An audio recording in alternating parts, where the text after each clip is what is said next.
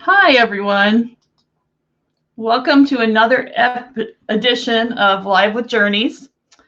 It is still Travel Tuesday, so make sure you drop that hashtag in the comments. Today, we are joined by someone that I had a blast with last year, and I think what they have to offer, her company just there's a lot of people that don't know about it. So I really wanted to get her on early in the series so that you would find out more about um, some of the different options you have, especially when people are thinking of some new places and new ways to travel in the future. So before I introduce her and we get started, remember if you comment below, put your questions throughout the broadcast. I'll be recording some of the questions, and then after her presentation, we'll do a little Q&A. You can find out more about anything in particular or maybe specific destinations that she's been to. So be sure to ask some of those questions as well. So without further ado, I want to introduce you to Darcie. She's the Director of Business Development for Anderson Vacations. And when you see her on screen, you won't believe this, but she's been in the travel industry for 30 years. I couldn't believe it. I had to read that twice because she doesn't look a day over 32. Darcie loves all things travel, and she loves talking about travel. And that's where we really hit it off, being on a trip through Canada, and we got to spend a lot of time talking and learning things about each other. So let me bring her on screen here, and I will introduce everyone to Darcie from Anderson Vacations. Hi, Jenny. How are Hi, you? how are you? Oh, I'm so great. Thank you. It's great to be here. Thanks for having me. Yeah, it's great to see you. I can't believe it's already been, what, 6-7 months already? Yeah, it's crazy. And so much has happened in all this time, but I That's for think sure. we're seeing the light up here in Canada. So we're hoping that good things are right around the corner. And are you in Vancouver right now? I'm actually located on Vancouver Island in a little town called Nanaimo, which is about an hour and a half north of Victoria, the capital. Okay. All right. All right. Are you on lockdown there? You know what? They've really loosened it up for us. We're social distancing, so the 6 feet thing, but they're just now starting to open up restaurants a little bit, and stores and things with arrows on the floor and making sure you're going the right direction and things like that. So it's slowly opening up. We haven't had a case on the island since April 12th, so I think we're doing really well. Oh, that's really good. Yeah. Well, that's good to hear. I can't wait till we can get back to normal and, see how this is all going to pan out. Absolutely. And we're looking forward to the Canada-US border opening so that we can Mhm. welcome all up to Canada because we have so much to offer. And I'm super excited to share with you a few of those wonderful things today. Great. Great. I am going to disappear now and let you have the floor. And just tell me when you want me to pull up any of the photos you sent. You guys are going to love looking at these. She's got a little bit of everything. So just sit back, relax, and enjoy the photos and Darcie's presentation. Wonderful. Thank you so much, Jenny. Well, thank you again, everyone, for joining me. It's really exciting for me to talk about Canada because it really, truly is my passion. I've been with Anderson Vacations just over 6 years, but as Jenny mentioned, I've been in the business for a lot longer than that. It's actually going to be 32 years coming up soon. And my birthday's in a week from now, Jenny. So things are progressing rapidly. But Anderson Vacations is a Canadian company, and we are based out of Calgary, Alberta.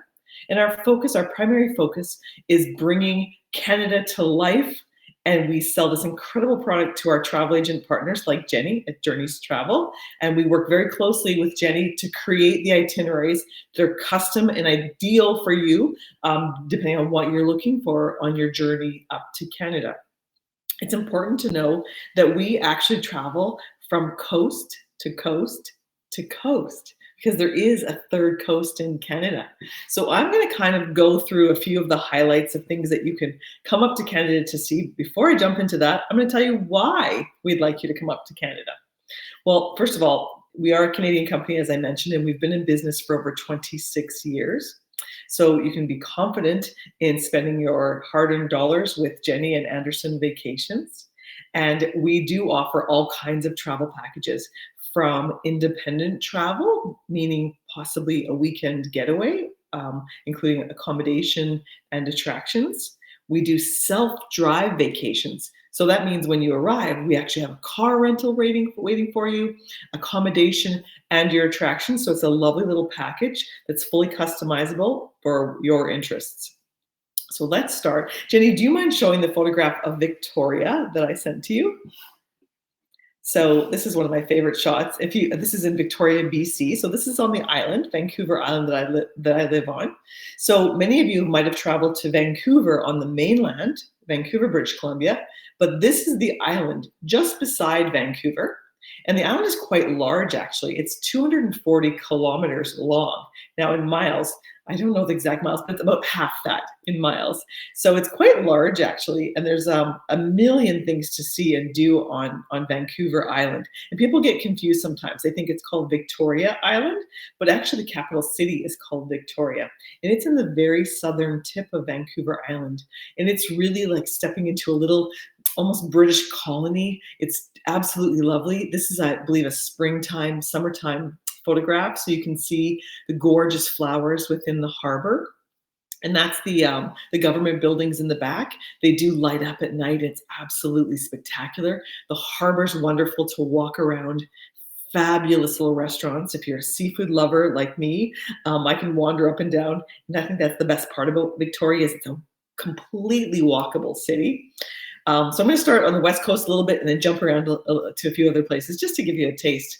But starting in Victoria and traveling through the island, you can go from this wonderful little city and then great destination for a self-drive. So if you flew into Vancouver on the mainland, and then you could take a ferry over, you could take a seaplane over, or even a regular scheduled flight over to Victoria. We'd have a car rental waiting for you. Jump in that car and start heading up the island north. And you can make stops along the way from Victoria after seeing the restaurant scene. And maybe you can show the other picture, Jeni, of Butchart Gardens. It's a must see. This is just a little lovely photo of a gourmet picnic basket that you can do at Butchart Gardens. And Butchart Gardens are the most famous, beautiful gardens, one of the most popular in Canada.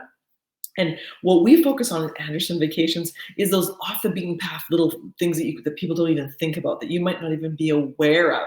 So we'll work with Jeni to put these packages together and include a gourmet picnic at Butchart Gardens. So you can walk through these gorgeous gardens that change every single season.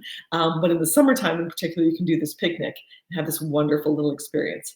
Head out of Victoria, up the island, and hit places like there's a little tea farm you can go to, wineries, cideries, whale watching.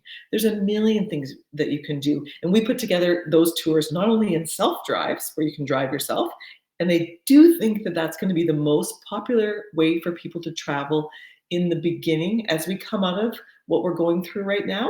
I think that people are going to be a little bit more hesitant. We all want to travel. We all want to get out there and see all these wonderful places, but maybe we don't want to jump on a large coach right away with lots of other people. So self-drive is a great way to do it. And on Vancouver Island, it's a great way to travel. But we do have small group, keyword, small group, fully escorted tours as well. And we are hoping that those will start taking off again in the fall, possibly September. And one of those does Vancouver Island. And we focus on a culinary tour with all those wineries I mentioned, the tea farm, even going to a place to have fresh oysters, perhaps maybe even shucking them on the beach. So that's just one place where we would start. So on one coast, that's starting on the west coast of Canada. And from there, Jeni, if we can jump to the next photograph, please. Actually, this is another great photograph. I'd forgotten I'd put this one in here. This is also on Vancouver Island. We have a little town as you're heading up the island called Duncan, and there's actually over 40 totem poles. And this reminds me to tell you, we very much focus on our Indigenous culture. 1 in 3 visitors to Canada are looking for an Indigenous experience. So it's a combination of the arts, the culture, and the storytelling, which is so fabulous. So that's definitely part of the West Coast experience as well. And then the next photo, please, Jeni. Okay, well, I could talk about this for hours and hours and hours. Who hasn't seen a picture of the aurora borealis on social media nowadays? I've been told that the Northern Lights are the most Instagrammed picture in the world, and of course, you can see why. Now, many people think they need to go all the way to Europe to see the Northern Lights, and I know you can see them in some of the northern states in the United States, of course. But the best place in the whole entire world, most people think it's Iceland or Finland or Norway. But in fact, the best place in the world to see the Northern Lights is in Yellowknife in the Northwest Territories in Canada. And I can vouch for that because I've been there, and I was there for 4 nights, and 3 out of 4 nights we saw spectacular lights. So this brings me to the fact that we actually have that other coast up in northern Canada. So we have tours, not only self-drive tours, but we have fully escorted small group tours that head all the way up to that coast. But the northern part of Canada, although it's quite cold, not to worry, because we can outfit you with all the proper clothing, so you don't have to worry about that when you arrive in these destinations in the north part of Canada, that will have the clothing package ready for you. Any size that you're looking for, boots, mitts, the hat. In Canada, we call it a toque. I think you call it a beanie or something else, but those little hats that you wear. Everything you could possibly need to stay nice and warm. We tend to call people who go north chill seekers, and there's so many things to do, from dog sledding, ice fishing, which is really fun, believe it or not. You can do all kinds. Oh, there's a dog. Great, Jenny. Great cue, Jenny. That's actually a photograph that I took myself. And many of these photos are my very own photos. Because believe it or not, I'm from central Canada in a place called Winnipeg, Manitoba, which isn't too far from most of your area, I believe, straight north. And I grew up in the cold. And when I came out to Vancouver Island, it's really warm here. My garden is already this big, and I have flowers everywhere, and it's lovely. But I keep finding myself drawn back to these colder destinations. So I guess it's in my blood. So I've had the experience of doing the dog sledding, which really is an incredible, incredible experience. In this particular photo, that's up in Whitehorse, and that's in the Yukon, which is one of our top selling destinations. I did mention the Aurora Borealis in Yellowknife, which is the Northwest Territories, which is a territory directly beside Yukon. So it's sort of straight up north from where I am now. So you can definitely go up and do these kinds of outdoor activities. But what's really interesting and unique about it is not only the outdoor activities. Places like Whitehorse in the Yukon have some indoor activities like glass blowing and things like that. And I should have snuck a photo in of that. But there's all kinds of things to do up there. And if you're looking for adventure, we have it. And again, we can do self-drives. We do have small group fully escorted tours. And when I say that third coast up there, there's a little community that you may not have ever heard of. It's called Tuktoyaktuk. And you can actually go up there and dip your toes in the Arctic Ocean on our June departure. This tour in particular actually visits an active whaling station. So that gives you an idea of how unique our Canadian product actually is. Do you want to jump to the next photo, please, Jenny? Ooh, let's talk about polar bears. So again, in northern Canada, there's a very special place called Churchill, Manitoba. And Manitoba is in fact the province that I am from originally. So I've had the good fortune to visit Churchill, Manitoba twice, in fact. And most people assume that the only time to go is when it's really, really cold. Now, if you're looking for a polar bear experience, definitely the fall is the best time to go. So that would be October and November. And that's when you're going to see the most polar bears. I, in fact, did go in the summertime and in the wintertime. In the summer, you will see polar bears, most likely. It's never guaranteed, but most likely you will see polar bears. This is one of my favorite shots because you not only get to see this cuddly, wonderful animal, which isn't cuddly at all, actually, but it's tempting, surrounded by the spectacular, I think it's called wildfire flowers. And they're everywhere. So for photographers looking for really unique, beautiful photos, it is spectacular. And Jenny, if you can jump to the next photo, which is also Churchill in the summertime, you can go there more so than to focus on the bears in the summertime. It's to focus on the beluga whales. So if that's something that you've really been, interested in or thought about experiencing, there is nothing more magical than seeing beluga whales in the wild. In fact, when I was there, I believe it was July, one of the really popular common things to do is to kayak with the beluga whales. And they're actually called the canaries of the sea because they like to sing and they make these chirpy little sounds. They actually communicate that way. So you can go in a larger boat or you can go in a kayak. I chose the first day that I arrived to go on a kayaking excursion and get as close as I could to the belugas. Now you might see in that photograph that there's the larger white beluga and then you see the small gray one.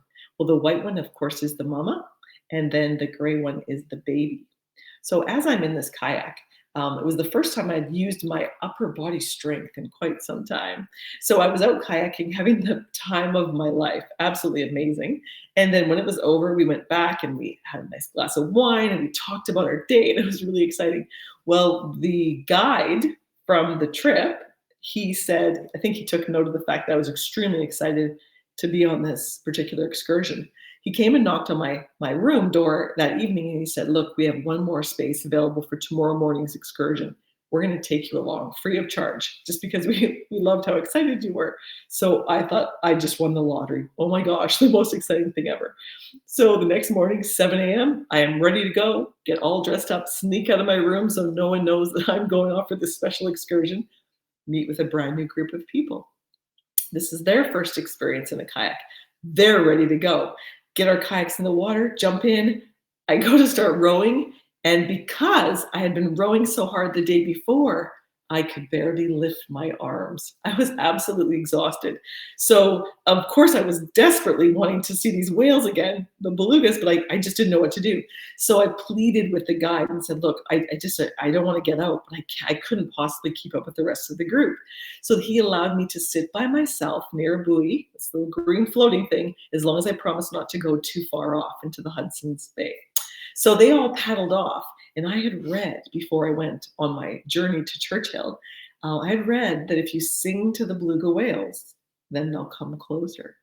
So, of course, with no one else around and me being the worst singer in the whole entire world, I took a chance. So I started to sing in my little kayak. And before long, all of a sudden, out of nowhere, these beluga whales came up and started to breach beside my kayak.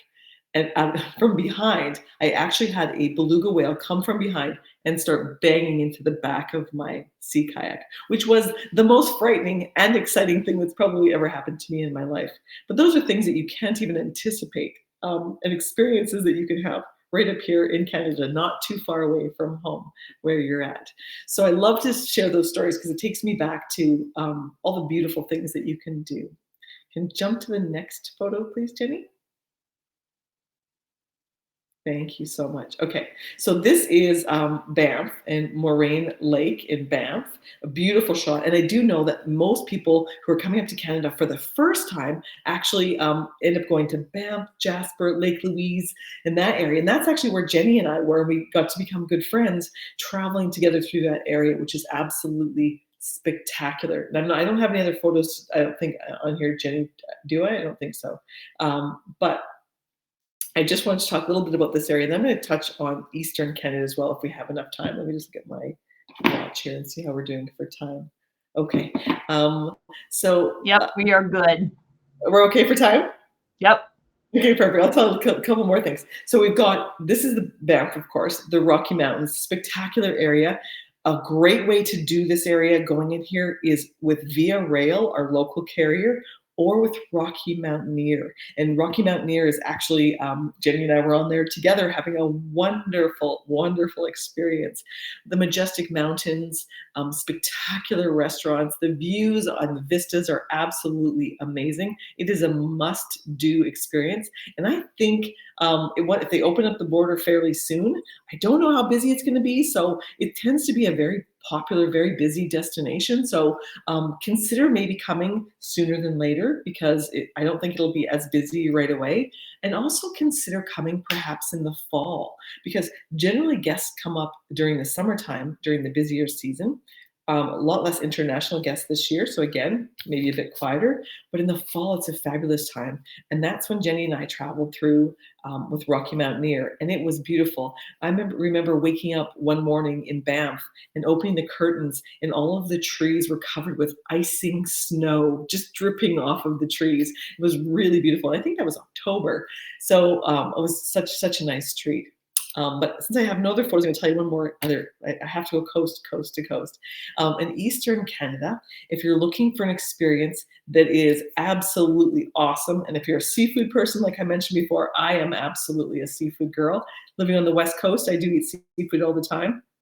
But I must say, I think the best seafood in all of Canada is on the East Coast. That's where our Atlantic lobster comes from. And I've been told right now it's selling for $5 a pound. That is unbelievable. And I know that they do ship, so I'm looking into that myself for maybe a couple of weeks from now.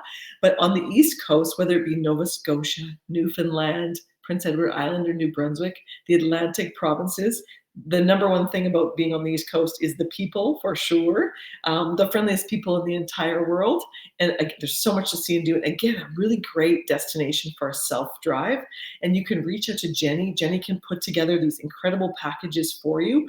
All of the details, whether you want to do these extra tours, perhaps a whale watching tour, maybe going to Peggy's Cove to see the lighthouse, or to Lunenburg to see the Blue Nose. It's this fabulous schooner boat, very famous up here in Canada. All kinds of things to see and do. Jeni can work with Anderson Vacations very closely to put together these customized itineraries for you. We want nothing more than to open that border and get you all up here to experience all of these wonderful things that we have to offer. And there's so much in between those little places I touched on, but I just wanted to give you that coast to coast to coast feel. So I think I covered a few things that might get you excited about traveling to Canada. And Jeni, did you have any other comments or questions? Thank you. That was awesome. Thanks, Jeni. It makes me want to go back now. Well, I want to travel too. I'm waiting, so because our provincial borders from province to province, our provinces are like your states. They're not open province to province yet, but they will be very soon, I'm sure. So we're all dreaming of the moment that we can start to travel to. Mm-hmm. Well, I did find one photo from our trip that I wanted to share. So let me pull that up here. Oh, fabulous. That's awesome. Let's see if I can get us moved around here. So many great memories. Whatever. There's no rhyme or reason to it. That was such a fabulous trip. Rocky Mountaineer is such an amazing experience to travel on the train. I think my favorite thing is being able to take photographs out the window with your camera in one hand and a glass of wine in the other. I mean, what could be better than that? And if you're traveling with a partner or spouse, to be able to have both of you enjoy the experience and not have someone drive, necessarily. So I think that's a great way too. Mm-hmm. And this photo was taken, we were going to the ice fields, but there was too much ice to go to the ice fields. That's my luck. But we did at least get to go, and we saw a lot of wildlife on our drive there and back. And we got to go out on the suspension bridge. So we still got to oversee everything and see a lot of waterfalls and all of that. We just didn't get to actually go on the ice fields because it had snowed so much they weren't able to clear them by the time that we were scheduled to go. So this was a picture of our small group that went to that day. And that drive from Banff to where we were going is actually the most iconic drive in all of Canada. So I'm so glad that, because we had a sunny, spectacular day, the sky was as blue as can be, and we were able to at least see that scenic drive. But it was a little bit of a disappointment, I've got to admit, not to be able to go on the ice fields.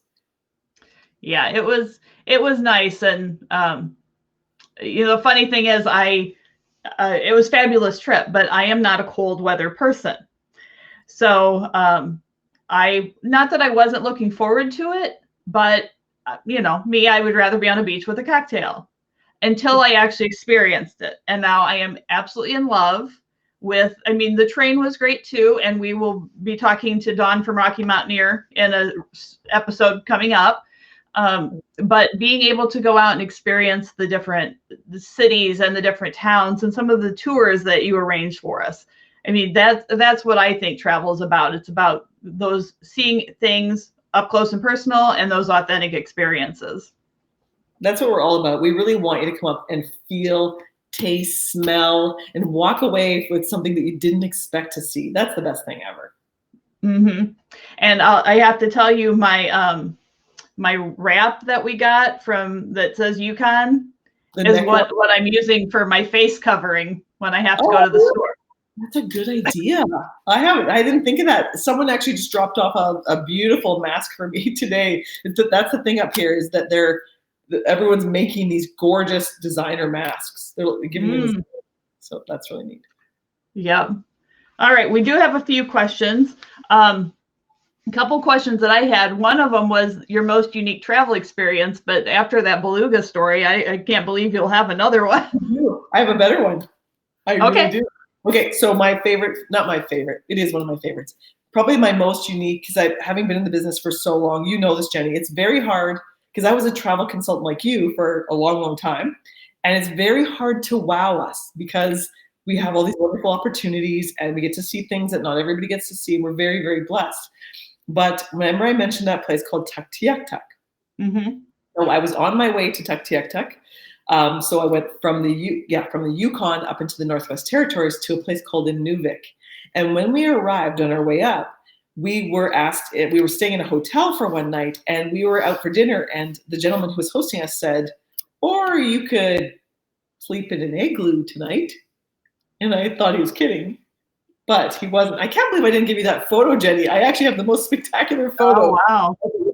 And so 3 of us chose to sleep in an igloo overnight. And it was, honest to goodness, when I woke up in the morning, my face was frozen in a smile. I was just so excited. And there was a full moon that night. And so the igloo was made of ice, actually, chunks of ice that were taken out of the lake and then stacked into an igloo.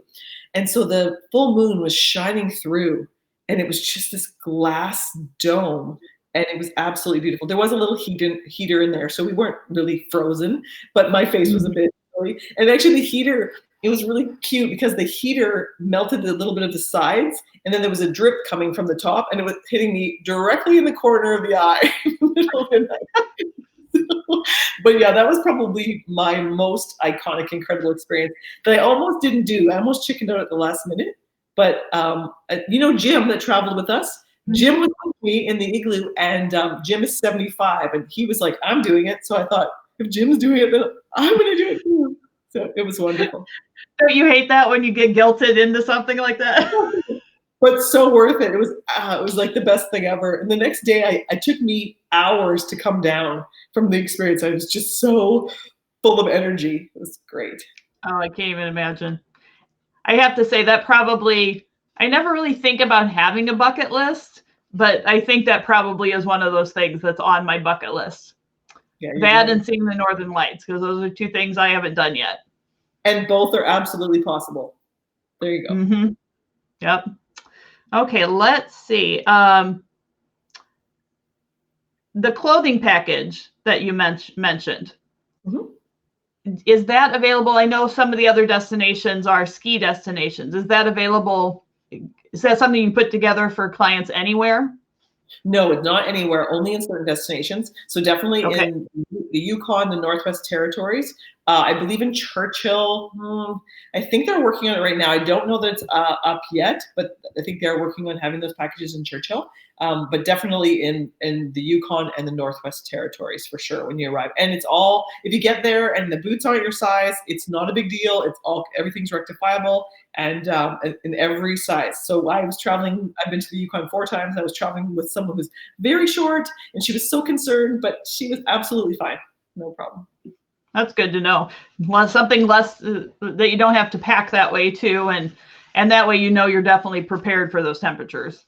Yeah, exactly. And, not having to worry about being cold and truly being able to experience the destination and focus on what you're doing rather than focusing on cold fingertips or cold toes. You don't need that. That makes a difference. Yeah. And another question is, do you have access? Can you set up authentic travel experiences like eating with locals or, you know, something like that? Absolutely. So one of our really popular destinations I'm sure many of you have not heard of, it's called Haida Gwaii. Haida Gwaii. It's in northern British Columbia where I live. And so it's a very indigenous experience. And we take our guests up there and we actually have them dine in a lovely lady's house. Her name is Roberta Olson. And you actually go into her home. She prepares the meal and brings the plate over, and it has sticks and branches and berries and all kinds of indigenous things. And the meal is amazing. But what really is the best part of it is the storytelling that goes along with it. And I truly believe that, I mean, we've all been there. We've all traveled somewhere and seen something out the window and thought, oh, that's beautiful. I wonder what it is. You know, and when you go and you travel with someone locally and you have a guide that's local, or you go and sit at someone's dinner table and they tell you the story, it comes to life.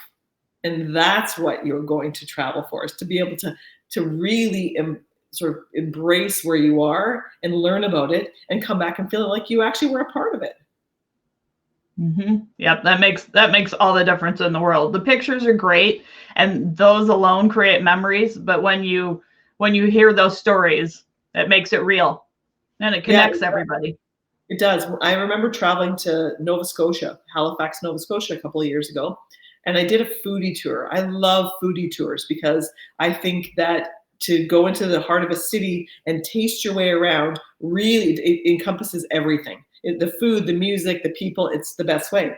And so I did a foodie tour in Halifax, and there was a massive explosion there in 1817. There was a massive explosion where these two ships collided in the harbor. And I'd heard of it. But it's really actually quite significant because this explosion happened, and when it blew up, thousands of people were killed. It was horrible, and a lot of people were injured, and there was no help anywhere nearby because there was so much tragedy had happened. And the people from Boston actually had come up. They all, whether they were doctors, nurses, even they were in training in universities, and they all came up to help with the explosion and help all these people. Many of the people were looking out the window when the explosion happened. So there was over 1,000 people that were blinded in this horrible tragedy. But one of the things that always stood out for me was that every year Halifax sends a Christmas tree to Boston, even to this day. Oh my gosh. Isn't that amazing? Yeah. Those are the stories. That actually hits me in the heart. I'm like, oh, like, those are the stories. To hear that when I was walking through town in this foodie tour, to hear that story and feel the connection to the people and what they've been through. And then of course I came home and I read all the history, and it's amazing to know all these things that happen. Whether they're good or bad, they happened, and it's part of the history of the community. Well, and that's a good point, that a lot of people think doing a food tour or doing a bar crawl or winery tour, things like that, it's just about the food or drinks, but it's not. It's the tour guides are so great, and they know the history, not just, you know, so-and-so happened here once. They know the full story. And the fact that they can share that with you and honestly make you leave a piece of your heart there is a testament to the tour guides that you work with. Yeah, and when you have a good guide, you remember it forever. Like there's lots of things I've experienced that I remember vaguely, but when someone really touches your heart like that, you remember it forever. So it's a really special experience. And we really work very closely with some dedicated guides. And for our small group, fully escorted tours that should be up and running by the fall, we do have the best guides in the business. And our programs for the Aurora Borealis and the Northern Lights that you had mentioned, we have programs for January, February, and March of 2021. So that is, and they sell out like crazy. That is our best-selling product, is the Northern Lights experience.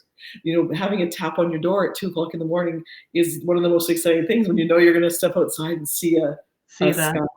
Yeah, color.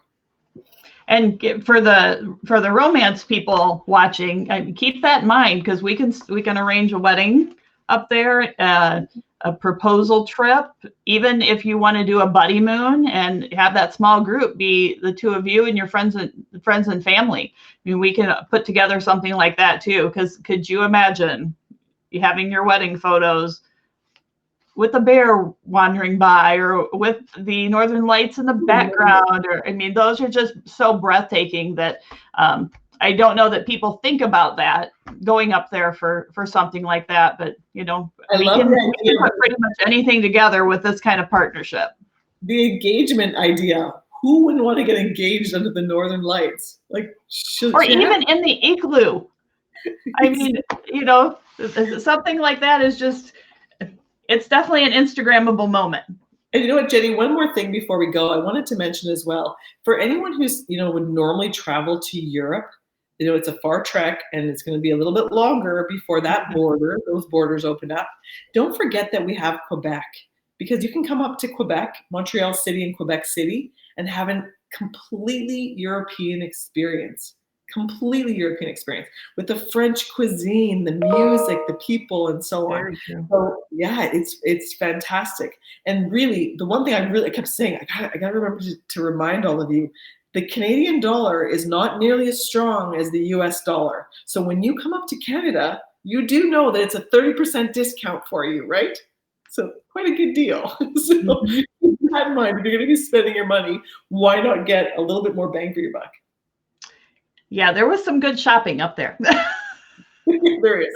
There really is. And it's such a good deal. I mean, that way. And it's, you know, it's relatively safe. And I think that's important too nowadays. People are just looking to get somewhere that's safe, that's a good value, and we're not that far away. Mm-hmm. Very true. Well, I appreciate you taking time to talk with us today and share these amazing photos. Hopefully it'll get some people thinking about our neighbors to the north. Absolutely. And thank you for letting me come on, Jenny. I absolutely love talking about Canada. So if you ever need me to come on again, I can talk about other places. And I just want to welcome all of your guests to come up to Canada to visit us. We're really friendly. If you come near my house, you'll be coming in for a coffee, a tea, or maybe a glass of wine. Awesome. Awesome. Thank you so much. My pleasure. Have a wonderful day. You too. Bye for now. Well, I hope you all love that. She is just such a great partner to work with. I know that if I call her and say, I have clients that want to do this kind of activity, she can pull information together for me. She's, you know, obviously she lives there. She's grown up there. That's her life. She knows Canada. And although I've traveled there, I've flown through it, I just don't have that kind of knowledge. So that's one of the big things about working with Journeys Travel is we try to create these partnerships. So I can't know everything, but I have strategic partners that do know everything and can all put packages together to offer you the best value as well. Because we always want to, you know, take care of your, keep you in your budget too. So with that, let me just drop a couple things here. If you haven't subscribed yet and you want to know more about our what's coming up in the future, any of the promotions we have, I will drop the link in the comment so you can make sure you subscribe. We do have a weekly newsletter. Make sure you are following us on Facebook at the Journeys Travel page. You may be watching this on a couple of our other pages. So make sure you get back to Journeys Travel and like us there so that we can keep you in the loop. We do have some more conversations with suppliers coming up, and we do go live ourselves when we're in destination. So you'll be able to see some of the places that we hope to be traveling to soon. And if you would be so inclined, if you want to share this video with any of your friends, anyone that's been talking about Canada, thinking about Canada, some great places up there. So definitely don't forget about it. I think a lot of times we are thinking Europe or Hawaii because it's US and it's easy, or Caribbean or Mexico, but Canada just offers so much, and really anyone can travel there and have a fabulous experience, and we can tailor it to make sure that happens. So if you've got a family traveling and you don't know what to do with those teenagers, we can figure out something that's going to keep them interested, and they'll have a great time as well, which will take the stress off of the parents, and they'll be able to enjoy themselves. So with that, I am going to close this episode out, and I appreciate your time today. And if you need anything, let us know. We'd be happy to send you on your next journey at Journeys Travel.